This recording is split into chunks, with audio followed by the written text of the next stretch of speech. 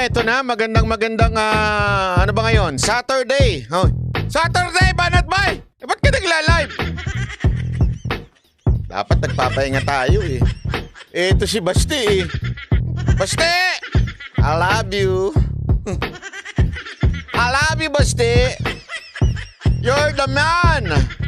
Alam mo, paulit-ulit ko sinasabi sa inyo ito eh. Paulit-ulit ko sinasabi sa inyo ito. Ito talaga si Basti. Ang masasabi ko nakakuha talaga ng mga katangian ni Pangulong Duterte. Bakit to? Si Basti yung tipo ng tao na hindi politiko pero nasa government service, ika nga. Siya po ay yan yung tipong kung ano yung talagang sa tingin niya pinaniniwalaan niya ay sasabihin niya. Finally. Bakit? Hindi, alam mo, sa totoo lang, kasi na-appreciate siya ng mga bawat Pilipino eh. Sa totoo lang ang mga Pilipino, medyo, naririndi na sa mga katulad ni Aimee. Totoo po. Di ba? Medyo tayo mga Pilipino, bullshit na tayo sa mga karakas na katulad ni Senator Aimee. Yung puro lang talk dan talk. Wala namang gawa. Yun ang totoo. Walang biro, ha? O, baka ipagtanggol na naman yan. Easy ka lang, Anarot. Nagsisimula ka na naman ng gulo eh. Basta mga babae, ginugulo mo eh. Hindi, alam mo kasi ganito lang ha. Ganito lang ang siste. Ganito lang. Papaliwanag ko lang na maigi sa inyo. Alam nyo, mainit tong issue na ito. At napilitan ako mag-live ngayon kahit po sa totoo lang, Saturday ngayon medyo panahon ng Netflix ngayon. Ang ganda-ganda ba naman ng mga pinanonood nating Criselda. Oy, hindi ho yun Viva Max ha. Hindi, yun, maganda ho yun. Sabi nga ni, sino ba to? Nung si Narcos. Sabi niya, ito daw ang kinakatakutan niyang babae. Si Criselda.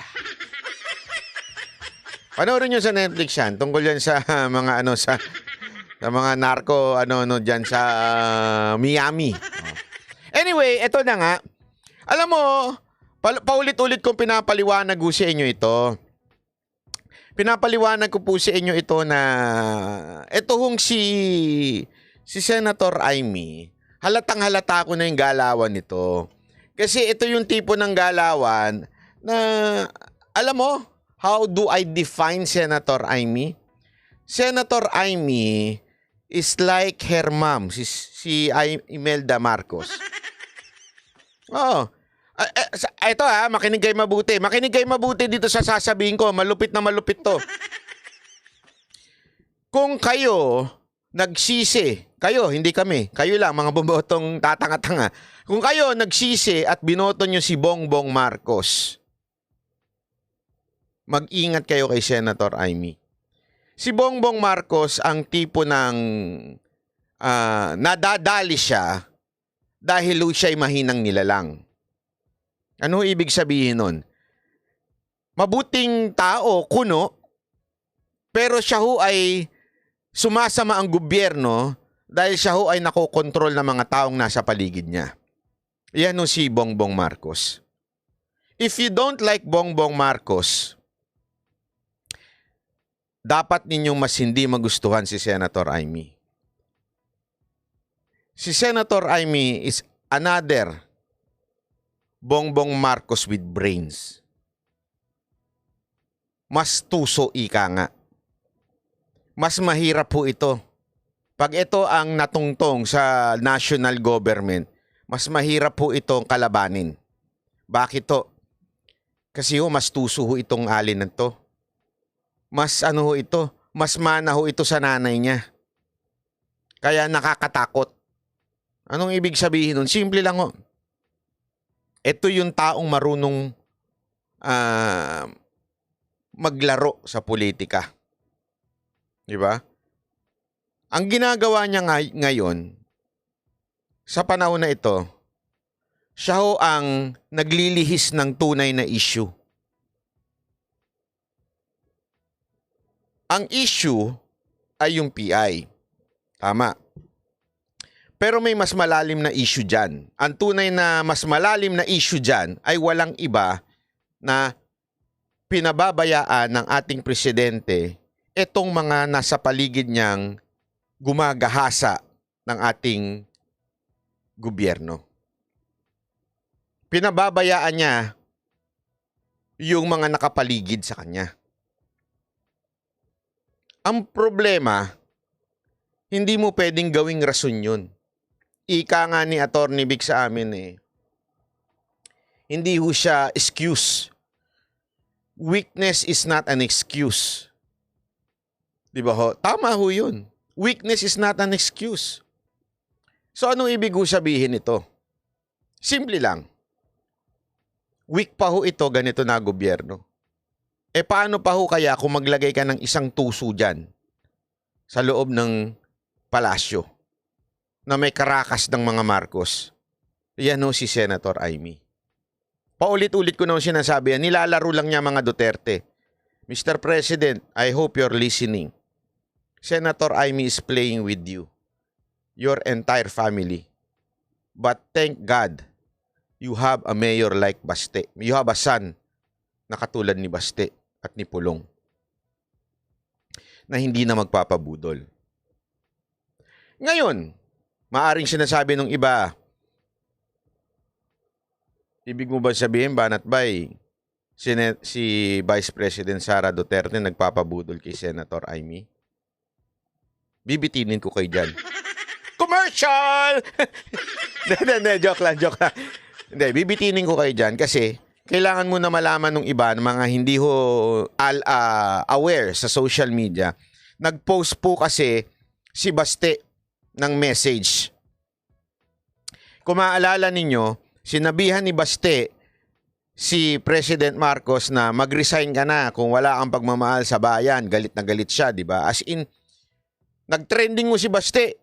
Umaga pa lang nung linggo, itong nakaraang linggo, nag-trending na siya dahil pinag-re-resign niya si Marcos. Eto namang si ate, syempre, taga-salo. Hindi totoo, ganun ang ginagawa ni ate, taga-salo siya para malipat yung galit ng tao kay Romualdez at hindi kay Marcos. Taga-salo siya Oh. Naturalmente, kapatid mo ililigtas mo. Sinabi niya, nag-sorry na sa akin si Baste. Ay, ko nga sorry na sa akin. Di ba sinabi ko naman sa inyo, yun ay isang malaking katarantaduhan? Sinabi ko sa inyo yan. Sa katunayan, nag-init nga yung julo ko nung nakita ko nagla-live yung mga alagad ni Amy doon sa channel ni Joey. Yung si Joey, yung isang vlogger dyan na babae na kasama ni Sas. Nag-init ulo ko nung napapanood ko yun Actually, patulog na ako nun Weekend yun Ay, hindi pala weekend yun. Ito lang nakaraan yun. Nag-init ng ulo ko kasi pilipilit nilang ano yung sisi kay Senator Amy. Ano yung totoo? So anong ibig ko sabihin? Parang inililigtas nila si Amy. Hanggang pumasok nga ako doon, nagkaroon ng mainit talaktakan doon. Hanggang kaduluduluhan, medyo noong una, uma-agree pa sa akin si Joey, yung host nila doon. Pero eventually, nung bandang dulo,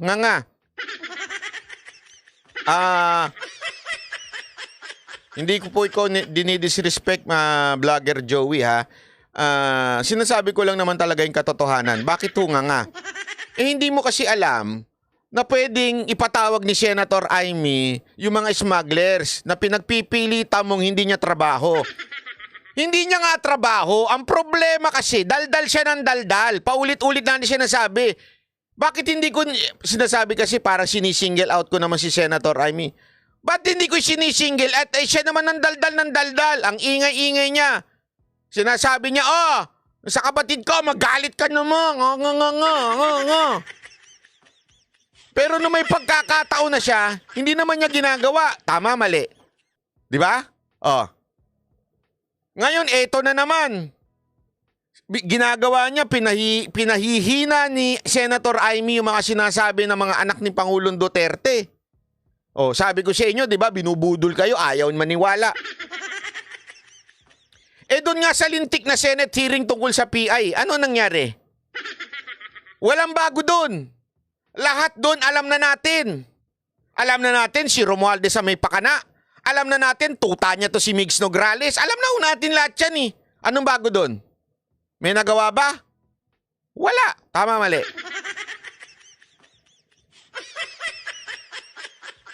Relax lang, banat ba si Joey Campian? Medyo kailangan lang maliwanagan. Yun na nga, kaya ako nga sinasabi to eh. Relax ako. Nakita mo na ako magalit? Wala na tong camera, lumipad na. Relax pa ako nito. Kaya nga minumulat natin yung mga kababayan natin na nagpapabudol pa rin kay Senator Amy. Kasi kita nyo naman, nagkaroon ng hearing, anyari. Lantaran, sinasabi doon. Pera ng taong bayan. Pera ng DSWD ang ginagamit para suhulan sa PI. Ano ginawa? Anak ng wedding ko ako yung pakakasuhan ko talaga yun eh. Hindi. Ano, sige. Isipin nyo ito ha. Pera ng taong bayan yun. National government yun. Tapos gagamitin ng isang congressman? Ano katarantaduhan yun? Di ba ho? Tapos, ikaw, pinuno ka ng committee doon, wala kang gagawin kung hindi, tigil na natin to, wala ba natin to. Kaya ayan, dahil nga po pinalalabas ng media na humingi ng pahumanin o nagsorry si Baste. Yung pagsosorry niya, hindi naman o pagsosorry na, ay sorry, nagkamali ako. Hindi ganon. Sorry, nasaktan ko damdamin mo. Magkaiba ho yun. Kaya kayong mga may jowa dyan, sisiguraduhin yung sorry ng mga jowa nyo, ha? Kasi baka mamaya nakita nyo nakapatong sa iba. Tapos bigla nag-sorry sa inyo. Sorry naman. Alamin nyo kung saan yung sorry. Sorry dahil nagkamali ka at nakapatong ka sa iba? O baka naman sorry dahil nasaktan mo lang damdamin ko at nahuli kita. Magkaiba yun, ha? Magkaibang sorry yun. Pero in fairness naman, sabi naman ni, para lang patas tayo, dito naman sa ating channel, patas tayo. Sabi naman ni Joey, naniniwala siya na yung sorry ni Baste ay hindi sorry humihingi ng paumanin dahil nagkamali siya. Tama yun.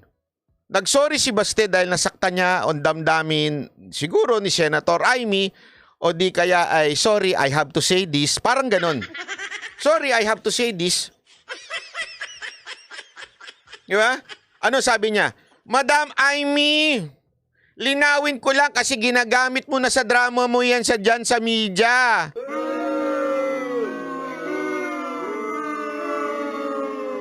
Alam mo, sa totoo lang, ako ramdam ko to sinasabi ni Baste eh.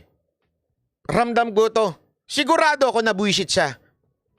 Pwede ko bang Baste, pwede ko bang i-rewords yung sinabi mo? Kunwari ako lang si Baste ha. Kasi meron ako meron akong talent eh. In reading the minds of people. Nababasa ko yung sinasabi ni Baste eh. Yung nasa utak niya. Madam Amy, linawin ko lang kasi ginagamit mo na sa drama mo dyan sa media. Alam mo, nasa isip siguro nitong Baste. Tangina naman. Private yun. Hindi mo kailangan ilabas yun sa media. Private na usapan yun. Epal-epal ka na naman. Private na usapan nyo na nagsorry ako kasi natamaan kayo. Private yun. Epal-epal ka na naman sa media. O, yan o, diretsuhan. Humingi ako ng tawad dahil naawa ako sa'yo. Yun. Hindi dahil sa mga sinabi ko tungkol sa kapatid mo na presidente. Ang linaw po niyan. Ang linaw po niyan. Ibig sabihin po, humingi siya dahil naawa siya sa inyo dahil, pasensya na. Mahinan nila lang kayo. Hindi dahil nagkamali siya sa sinabi niya sa kapatid. Alam mo yun? Ang linaw niyan. Ito pa matindi. Ito sinabi niya. Undangin ko gaman. Naku, patay tayo dyan. Pasensya na po, hindi po ako Bisaya ha. Pero alam na, intindihan ko yan. Undangin ko gamit ang imong mga jamming. Ano ang translation yan? Tinranslate na sa akin ng ng isa kong kaibigan Bisaya na Ilocano. Sandali, basahin ko ha. Basahin ko lang. Ito, sabi niya, ako na magta-translate, wag nyo na ako unahan. Unahan nyo pa talaga ako eh. Ito, sabi niya. Sabi niya, tigilan mo na ang paggamit mo sa akin dyan sa jamming mo. Ano kayong jamming yan? Nagja-jamming siya na. Tigilan mo na ang paggamit sa akin. Ginagamit mo na naman ako eh. Which is, ang totoo niyan, alam mo, kitang-kita ni Baste na ginagamit ni Senator Amy ang mga Duterte. Ano, Senator Amy? Nakatikim ka na real talk, ano? Na-flip top ka ngayon, ano? Di ba? Na-flip top ka. Yan kasi problema sa'yo. Minsan walang bumabara sa'yo, eh. Alam mo, Baste, at your service ako. Baste, you're the man. Yang ginawa mong yan, pupuntahan kita sa Davao. Yakapin kita. Naya ako tulak dito pag niyakap ko to. Bayot ka, bay? Bayot ka? Oh, bayot ka, bay? Baka pag niyakap ko to si Baste. Baste, payakap naman isang beses. Nagpayakap ka kay Thinking Pinoy, eh. Hindi, nasabi niya, tigilan mo ang paggamit mo sa akin dyan sa jamming mo. Pinapalampas na kita once, pero napakaingay mo pa rin. Kasi yun naman talaga totoo. Alam mo, Senator Amy, palit na lang tayo. Sige na. Ikaw na lang dito mag-vlog, ako na lang maging senador. Ang ingay mo, eh. Yung totoo. Hindi bagay sa pagiging senador mo. Palit na lang tayo. Ako na lang. Kasi pag ako napunta dyan, patatawag ko talaga yung mga dapat ipatawag at pakakasuhan ko yung dapat pakasuhan. Mas maingay ka pa sa aming mga vlogger, eh. Pambihira ka naman. Iwan mo na lang doon sa mga vlogger mo. Nandiyan naman si Joey. Ay, bira, Joey. Nandiyan naman si... Huwag na natin pag-usapan yun. Fly! Lika Sel, salamat po. Hindi, alam mo, grabe ho, hanga ko dito sa, alam mo, Baste, Mayor, sana mapanood mo ito at saka minsan sana jamming tayo. Jamming talaga, eh. Ano bang mixture mo diyan?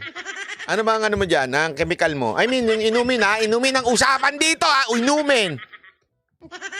Hindi, inom tayo minsan. Sabi mo lang anytime punta ako diyan. Inuman tayo, magkita naman tayo.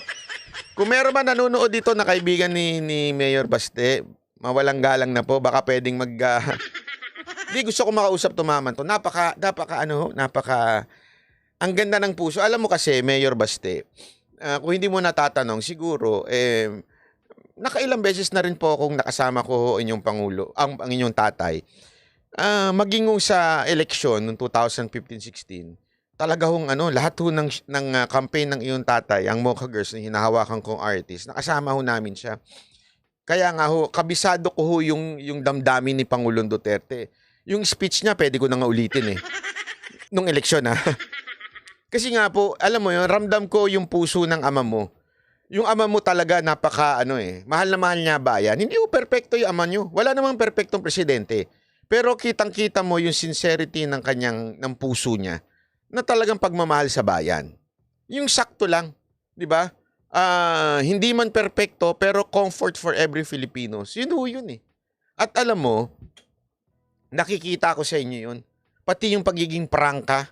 Actually, nung nandun nga kami before the speech of PRRD, binanggit kita sa tatay mo, eh, tungkol doon sa sinabi mong resign. Alam mo yung ngiti ng tatay mo, ramdam na ramdam ko na itong anak ko, parang ako, Parang ganun, eh. Kasi may sinabi siyang Bisaya kay nung sinabi kong sa president, yung anak nyo trending, sinabi mag-resign si Marcos. Tawa siya ng tawa. Tapos nung kinausap niya si June Ibasco, si Capsec. Joylyn, salamat po, Legaspi. Alam mo, ramdam ko na nakikita ng iyong tatay yung ugali niya sa'yo. Which is maganda ho.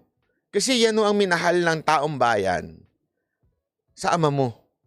Yung pagiging totoo. Ipagpatuloy mo yung ganyan.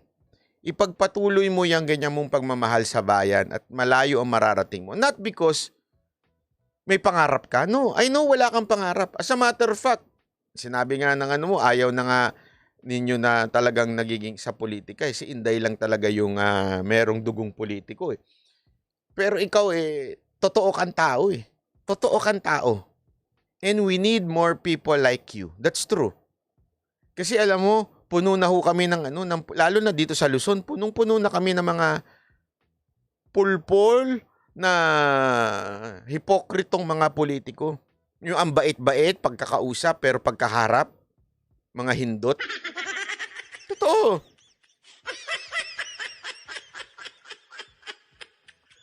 At nakakatawa kasi eto nga alam mo kasi Baste, siguro naman napapanood mo sa social media, si Senator Amy talagang ginagamit na kayong pamilya nyo Alam kasi ni Senator Amy na hindi siya mananalo nang hindi siya didikit sa ate mo. Yun po ang totoo. And I cannot blame your sister.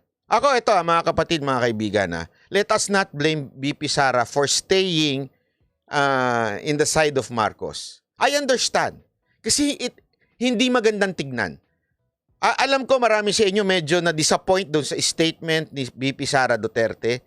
Ako din na-disappoint from the heart. But if you would look at it in a bigger perspective, hindi ko kasi maganda kung kokontra siya. Kasi Vice President siya Siya ang makikinabang pag natanggal sa pwesto si PBBM. Ang dating, namumuliti ka lang yung tatay niya, tapos babanat siya. So, hindi maganda. Understand? Kaya kailangan niya magbigay ng statement na nandito siya sa side ng mga Marcos. At pangalawa, feeling ko din, tama yung maganda sinabi nito isa. Tama, magiging Lenny ang dating niya. Hindi maganda. So tama yung positioning at very statement ang dating ni BP Sara Duterte. At isa pa, ako naniniwala ako na isang mentor ni BP Sara Duterte ay si Gloria. Di ba ho? Si Gloria. Si Gloria. Ay, ba pala yung kanta? Si Gloria, si GMA. Don't ever forget ang ginawa ni GMA. Naalala nyo? Doon sa mga nakakaalala pa nun. Nung panahon na si Erap gumaganon-ganon na. Hindi naman si Gloria ang tumayong kalaban ni Erap Remember? Never nagsalita si Gloria nun. Never siyang kumontra. Never siya naging opposition. Until doon, sa EDSA, tumayo na siya. Ay, di pa. Tumayo ba siya? Parang di ko nakita Biro lang. Totoo po yun Hindi ko siya nagsalita until nung nag-EDSA 2, EDSA 2, doon na lang siya sumulpot. Siya na ang presidente. Kasi that would have more impact. Imagine this. Okay? Imagine this Ngayon, ganito yan. Ayoko sabihin to kasi this could be a strategy of BP. Pero sa tamang panahon, pag siya ang bumitaw sa administrasyon ni Marcos, doon na talaga yung pinaka-stroke. Yun na yun. Diba? Ngayon, tumitindig pa yung itong administrasyon na to because of BP Sara Duterte. That's the truth. Nakatayo pa ngayon ang administrasyon ni Marcos because of BP Sara Duterte. Sa madaling salita, alam mo yung ganon, yung kunwari rubber band, in-example din ito ni Baste, pero sa akin iba naman. Yung rubber band, batak na batak na. Aside from batak talaga, nagbabatak. Iba pala yun. Hayop ka ba? Yung batak na yung goma, di ba? Batak na batak Bakit hindi pa bumibitaw? Kasi kaya pa nung goma Hindi pa tamang panahon. Pero pagka yan, nilagyan mo lang ng konting apoy sa gitna. Pak! Biyak yan. Di ba? Yung apoy na yun si BP Sara Duterte yun. Sa tamang panahon. Pero kung ngayon walang batak, aapuyan mo, it will take time. Pero kung batak na yan, manipis na, pag inapuyan mo yan, wala na isang segundo yan. Putol yan. Yun ang papel. Yan po ang papel ni BP Sara Duterte. Kaya hayaan po natin. Hindi ko pinagtatanggol si BP Sara Duterte But, as in malaking puwet.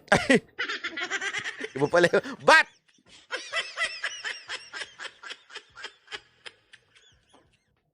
But, I hope hindi siya nagpapabutol kay Senator Amy.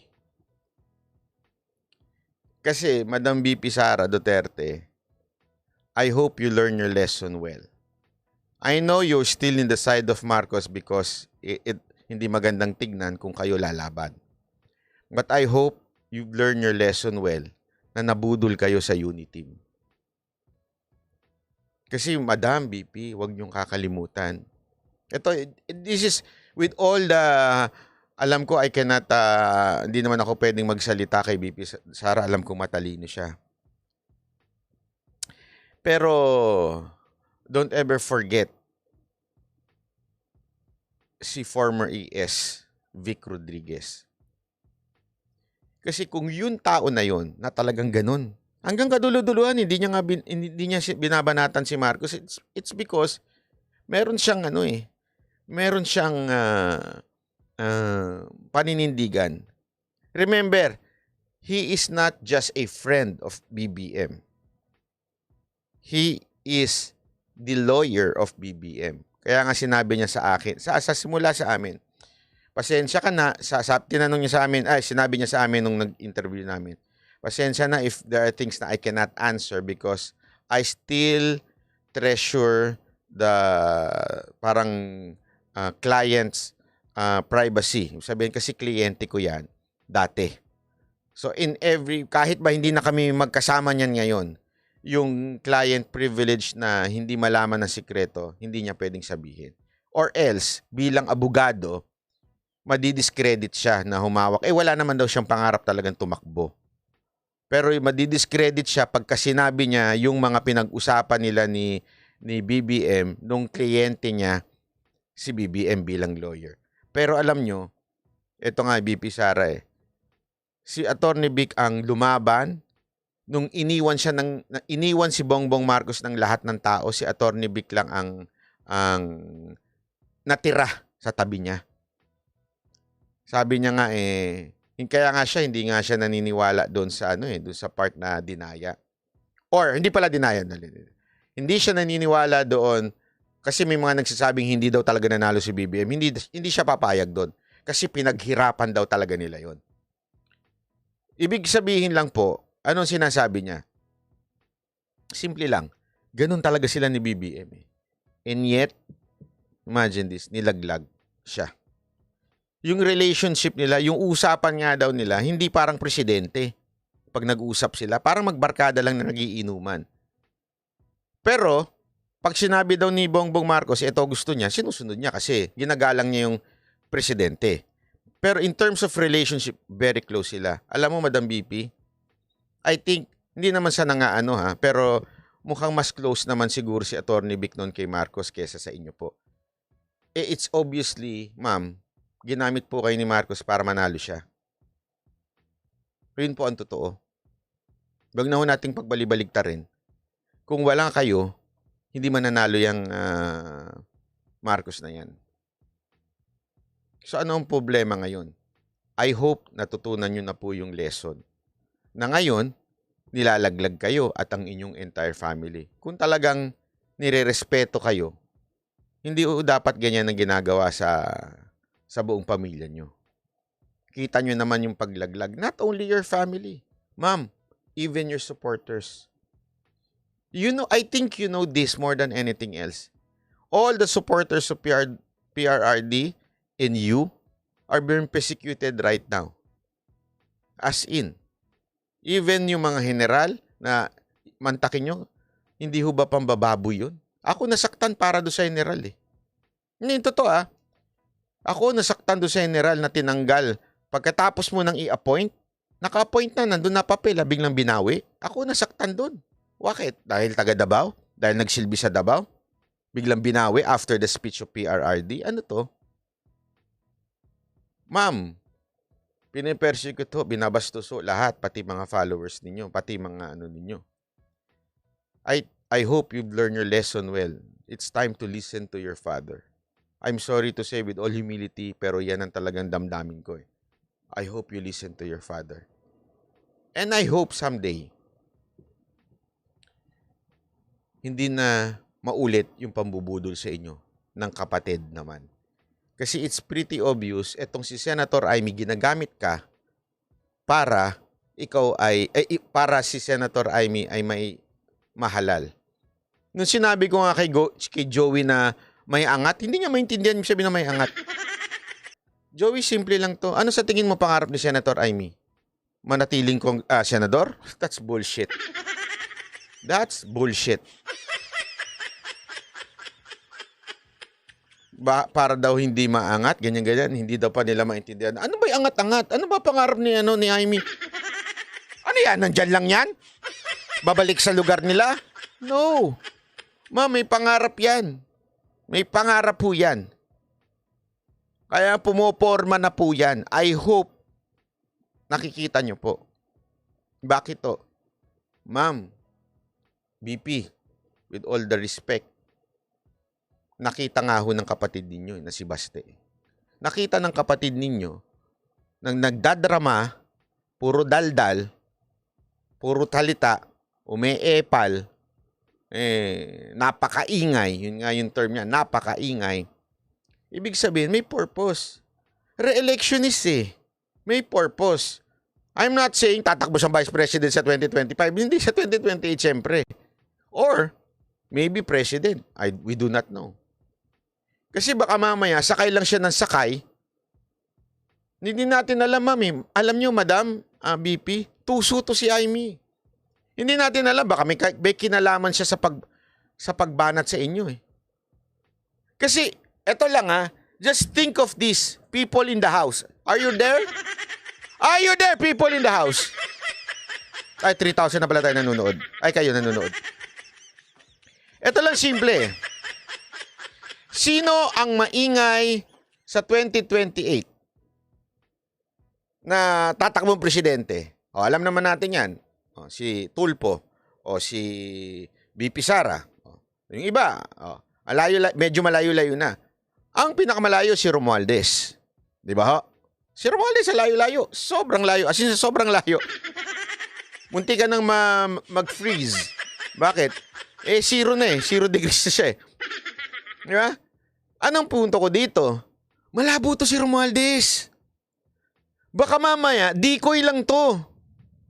Naintindihan niyo, madam? Baka mamaya, decoy lang ito si Romualdez. Tinatarget na ngayon ito. Pinalalabas nito si Senator Amy na ito talaga. Pero baka, madam, nasa tabi niyo yung babanat sa inyo sa 2028. Bakit kanyo?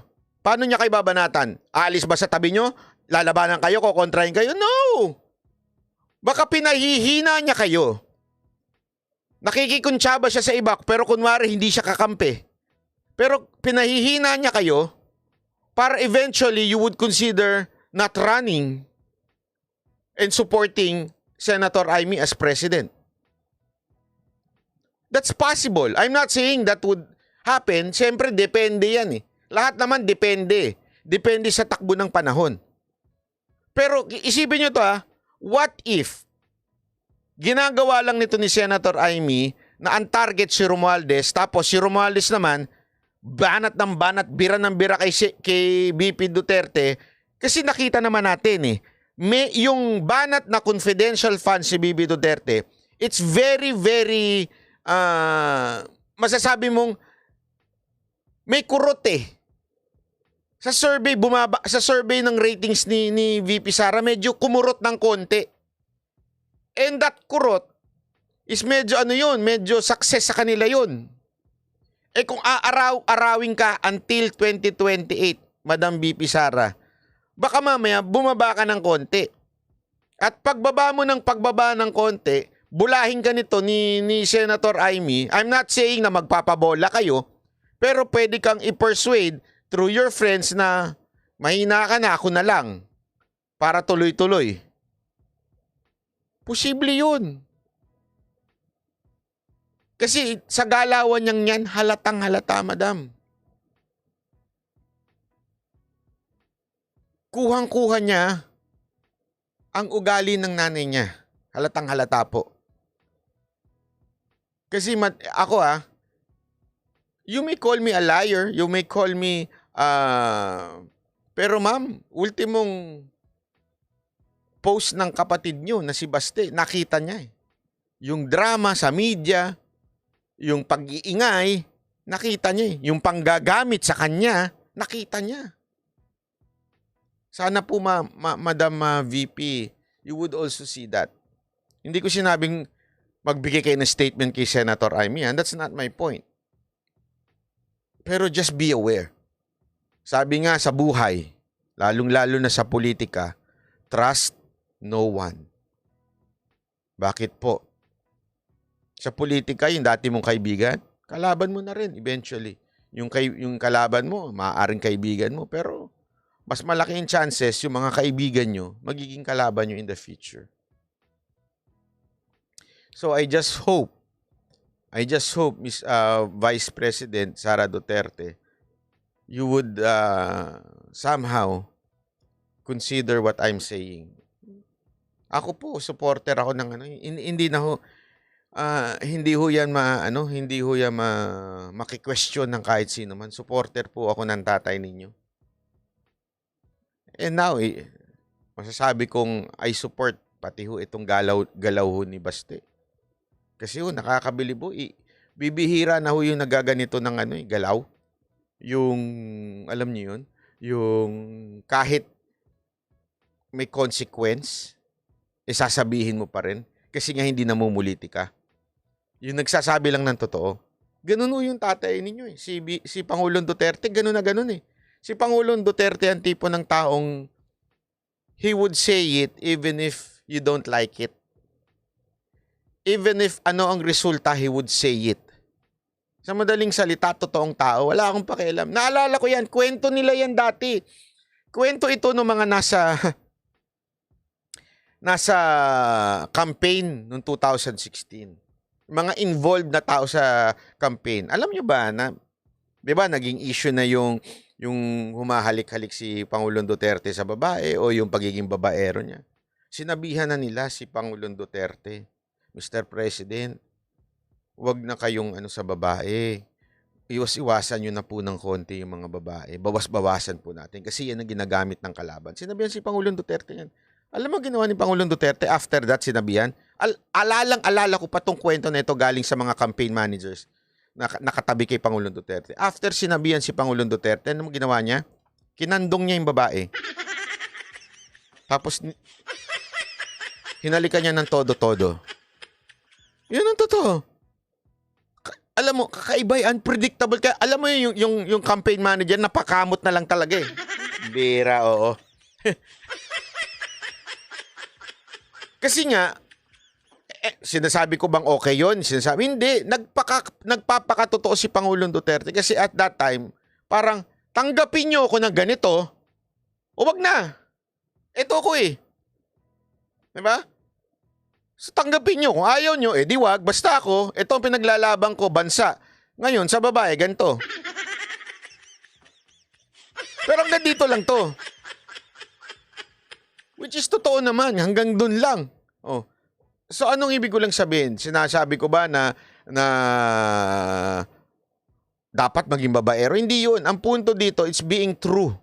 Kaya nga siya minahal ng taong bayan eh. Eto si Baste, ganun din. Kaya ipagpatuloy mo lang yan, Mayor Baste. Alam kong ayaw mong tumakbo sa mas mataas na posisyon pero malayo mararating mo. Pagka ganyan kayong magiging totoong politiko ka, napakalayo na mararating mo, sir. Dahil yan ang hinahanap ng taong bayan. Jimmy Kim, salamat po. So, sana ho mga kababayan, pumasok po sa puso't isipan natin itong sinasabi ko po sa inyo. Na sana po, maisip natin ho ito na huwag na ho tayo uli papabudol kay Senator Amy. Tama na. Parang awa. Tama na binudol tayo ng isang Marcos. Huwag na ho tayong papaulit. Kaya nga sabi ko nga sa inyo, di ba? Kanina sinimulan ko. If ayaw nyo kay Bongbong Marcos, mas dapat nyo maayawan to si Senator Amy. Dahil mas matindi ho ito. Mas may utak to sa kapatid. At mas kaya nitong tarantaduhin ng bayan natin. Anong ibig sabihin ng tatarantaduhin? Yung magdadadaldal lang, magpapakit lang para lang Remember, kanino ba nanggaling yung salitang kaya naman sila tumakbo. It's just to redeem the name of Marcos. Yun ang pinaka-bullshit kong narinig sa buhay ko. You would run because you want to redeem your family name? Hindi ba dapat you would run because you want to help the country na magbago, na maayos? Hindi because para lang sa pangalan ng pamilya mo? Kung ganun lang pala gusto mo, sana sinabi mo nila, gumawa ka na ng napakaraming libro na pinupuri kayo, kaya magpagawa ka kay Direk Yap.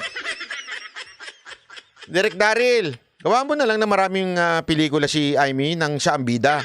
Anyway, lahat naman siya bida-bida eh. Hindi, alam mo ito, walang biro to without disrespecting Direk Daryl Yap, kasi gusto ko talaga iba niyang ginagawang mga short film at saka gusto ko yung mga ginagawa niya. Maganda ang punto eh. Pero Direk Yap, gawa mo na lang ng maraming pelikula ito si Senator Aimee. Anyway, halatang-halata naman na may pagkaano to eh. Gusto lang niya mabago yung pananaw ng taong bayan sa mga Marcos. Di gawan mo na lang ng marami. Wag na kayong tumakbo. Wag mo na ngayaan tumakbo yung kaibigan mo. Gawan mo na lang ng kung ano, made in Malacanang, ano pa ba yun, di ba? Part 2, gawin mo ng part 2. O, yung mga usapan, mga bola-bola ng mga server doon na pinupuri si Aimee. Gano'n lang. O. Diba? Alam mo magandang gawin mo? Puting ahas sa Malacanang.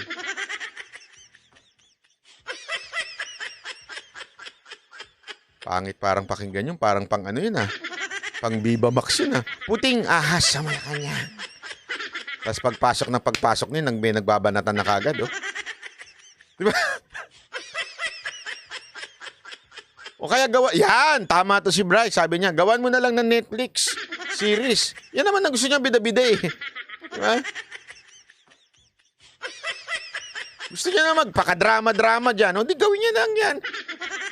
Para lang maibalik. Sige na, sila na ang pinakamabuting tao sa Pilipinas. Ang mga Marcos. Sige na. Kayo na ang pinakamabuti. Pero pwede bang iwan nyo na yung public service? Kasi hindi kayo para dyan eh. Bigay na natin sa mga taong katulad ng mga Duterte yung public service.